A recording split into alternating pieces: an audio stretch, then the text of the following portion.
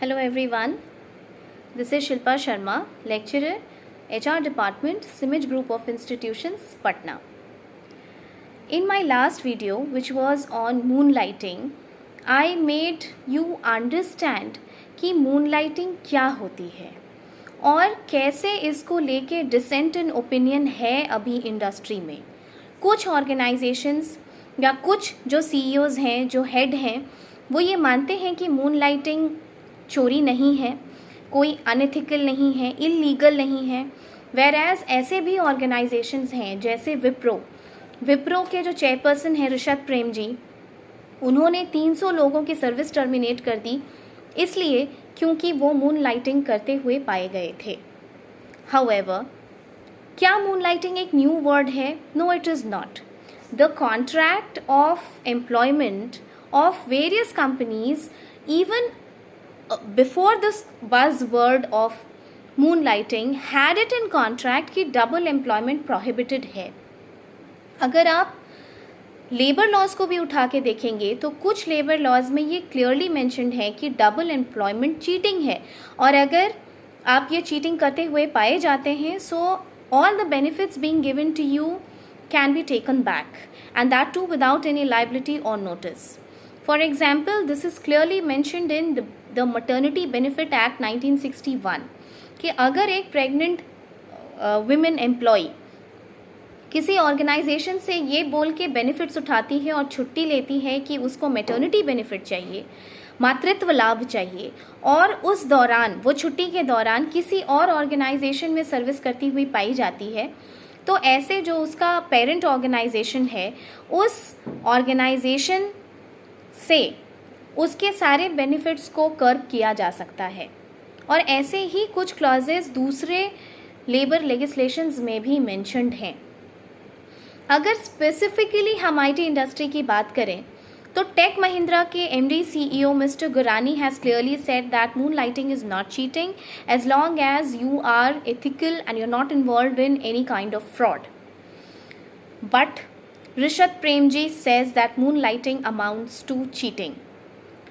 Ex-Infosys director, he said that employment is a contract between the employer and the employee in which the employee works for n number of hours and for those n number of hours he gets paid X amount of rupees. यानी इस contract में आप suppose 8 घंटे या 9 घंटे की service के लिए इतना अमाउंट ऑफ पैसा देते हैं और उसके बाद एम्प्लॉय क्या करता है, this is none of his business. So you can see that there is definitely a dissent of opinion, there is definitely a hot debate on whether it is legal, illegal, can it be stopped completely. क्योंकि जो last generation थी और जो अभी की generation काम कर रही है, इस दोनों में सिग्निफिकेंट डिफरेंस है. नाउ मूनलाइटिंग, इस वीडियो में आई विल एक्सप्लेन यू कि मूनलाइटिंग कितने तरीके की होती है. देखिए, मूनलाइटिंग मेनली 4 तरीके की होती है. सबसे पहला कैटेगरी है ब्लू मूनलाइटिंग. सपोज कीजिए कि आपको ऑर्गेनाइजेशन में परफॉर्मेंस अप्रेजल, आपका अप्रेजल हुआ, ओके, और आपका सैलरी और बेनिफिट्स उस तरीके से नहीं बढ़ाया गया जो आपकी ख्वाहिश थी या आपको लगा कि वैसा आपको मिलना चाहिए था इस अप्रेजल में, तो आप मूनलाइटिंग के बारे में सोचेंगे.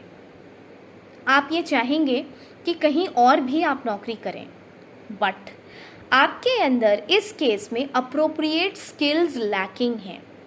तो ये जो लैक ऑफ एफर्ट है, यानी आप चाहते हैं बाहर काम करना किसी और ऑर्गेनाइजेशन में भी, लेकिन आप कर नहीं सकते हैं क्योंकि आप शायद उतने केपेबल नहीं हैं, तो this lack of effort is known as blue moonlighting. दूसरा, क्वार्टर मूनलाइटिंग. क्वार्टर मूनलाइटिंग का मतलब, क्वार्टर कितना होता है? 1/4, यानी बहुत थोड़ा सा टाइम. सो बहुत थोड़े से टाइम के लिए अगर आप किसी और ऑर्गेनाइजेशन में काम करते हैं सो दैट कि आपका डेली एक्सपेंसेस या थोड़ा सा कुछ एक्सपेंस मीट करने में, कुछ खर्च निकालने में हेल्प मिले आपको, तो इसको कहा जाएगा क्वार्टर मूनलाइटिंग. तीसरा है हाफ मूनलाइटिंग, यानी half the time you are working in some other part time work, तो इसको कहेंगे हाफ मून लाइटिंग। ये जनरली कैसे लोग करते हैं? ये वैसे लोग करते हैं जिनका खर्च आमदनी से ज़्यादा होता है। ये वैसे लोग होते हैं जिनको एक लग्जूरियस लाइफ की चाहत होती है, महंगे कपड़े, महंगी गाड़ी, महंगा सामान खरीदना और क्लब जाना। These things, you know, those luxurious things in life is something that the expenses of this can not be met with only one job, and therefore they go out for the other jobs also. Then this is known as half moon lighting. Now here comes the most important and the most interesting kind of moon lighting, which is full moon lighting. Full moon lighting क्या होती है? देखिए, suppose कीजिए कि आप एक organisation में काम करते हैं. उस ऑर्गेनाइजेशन में 8 घंटे का आपको 15,000 रुपये मिलता है. ओके, आप 8 घंटा, सपोज कि आप सुबह 7 बजे से 8 घंटे तक इस ऑर्गेनाइजेशन में काम किए और महीने में आपको 15,000 मिलता है. लेकिन आप शाम को एक फूड जॉइंट चलाते हैं या फिर आप किसी और जगह काम करते हैं, आप फॉर दैट मैटर आप बुटीक चलाते हैं और उस जगह पे आप महीने का 40,000 कमा लेते हैं. So now this second employment actually determines and describes your status. ये सेकेंड एम्प्लॉयमेंट है जो आपका स्टेटस डिस्क्राइब कर रहा है या आपको डिफाइन कर रहा है, both socially and financially.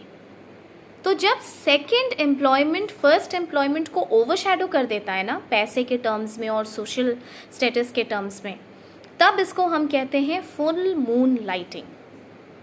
Okay, now in this video I will also discuss what are the pros and cons of moon lighting.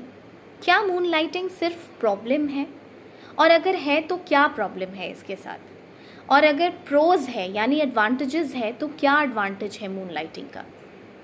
C, let's discuss the pros first. The advantages. पहली बात, employ के point of view से आप देखें तो आपको extra income आती है. दूसरा, as I already told you and discussed it in my last video कि सिर्फ पैसे के कारण मून लाइटिंग नहीं होती है, बल्कि कई बार ये हंगर होता है आप में एक नया स्किल सीखने का, इसलिए भी आप मून लाइटिंग करने के लिए सोचते हैं. So then you will be acquiring new skills. Now इस न्यू स्किल से क्या सिर्फ एम्प्लॉय को फ़ायदा होता है? Probably not. Why? Because the more skilled you become, the more honed you become. जितना ज़्यादा आप में स्किल और नॉलेज आता जाएगा, चीज़ों को अनकन्वेंशनली सोच पाने की क्षमता आप में बढ़ती है. ओके, आप ऑर्गेनाइजेशन के लिए भी बेनिफिशियल होते हैं क्योंकि आप सेट पैरामीटर से बाहर निकल के स्मार्ट वर्क कर सकते हैं. तो ये ना सिर्फ एम्प्लॉयज़ बल्कि एम्प्लॉयर के लिए भी फ़ायदेमंद हो सकता है. Learning a new skill, earning money. इसके अलावा सपोज़ कि प्राइमरी एम्प्लॉयमेंट, जैसे बहुत जगह एम्प्लॉयमेंट में ये क्लॉज होता है कि अगर आपको सेकेंड एम्प्लॉयमेंट करना है तो आपको जो प्राइमरी एम्प्लॉयर है उससे परमिशन लेना होगा. अगर कोई primary employer full fledged, whole heartedly, बिना किसी मन में किसी हॉस्टिलिटी के ये एक्सेप्ट करता है कि उसका एम्प्लॉय कहीं और भी काम करता है, तो इससे क्या होता है कि एम्प्लॉय जो काम करता होता है उसको एक सेंस ऑफ कॉम्प्लिसेंसी आती है कि मेरी नौकरी यहाँ सेफ़ है, मैं कोई झूठ नहीं बोल रहा हूँ, मैं कोई गलत नहीं कर रहा हूँ, और मेरे इस एम्प्लॉयर को ये मालूम है कि मैं कहीं और भी नौकरी कर रहा हूँ. तो इससे उसके रिटेन्ड होके यानी उस जॉब में टिक के रहने की का जो चांसेस होता है वो बढ़ जाता है.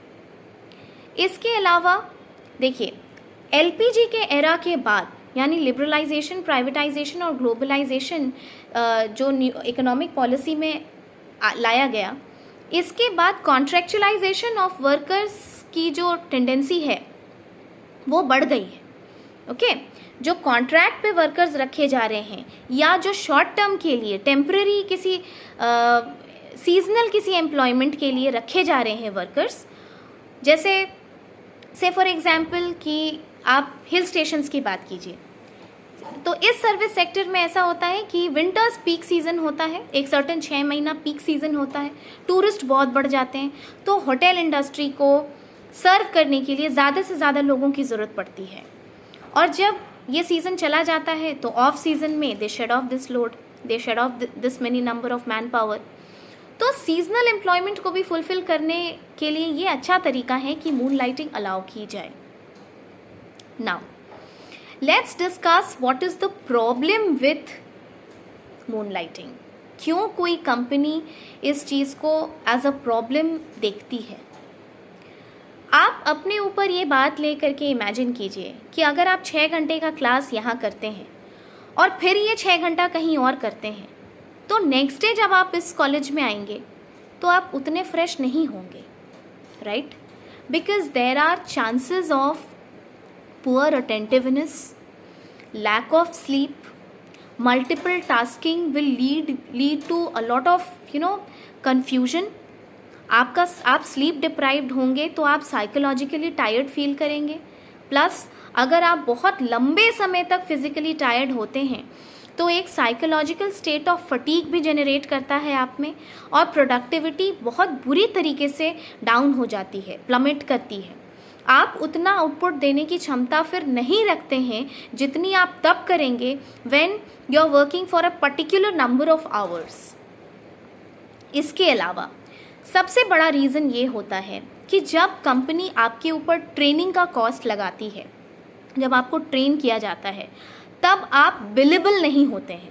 कहने का मतलब तब आप बहुत ज़्यादा आउटपुट जनरेट नहीं करते हैं, लेकिन training is a cost borne by the organization and that is why वो जो खर्च आपके ऊपर कर रहा है कंपनी, आप उस ट्रेनिंग का यूज़ कर रहे हैं कहीं और जाके काम करने के लिए, so which is not much to the delight of an organisation. दूसरी बात, there are high chances of data loss, confidentiality and theft of confidential information. ये बहुत बड़ा रीज़न है जिसकी वजह से मून लाइटिंग को स्टॉप किया जाता है। आई होप एक मून लाइटिंग इस कॉन्सेप्ट के बारे में इनफ नॉलेज आपने गेन किया होगा इस वीडियो से। और जो थर्ड वीडियो मेरा बनेगा in this series of part 1, part 2, part 3, that video will be about what is the way out suggested for the managers in this era of moon lighting. Thank you so much for now.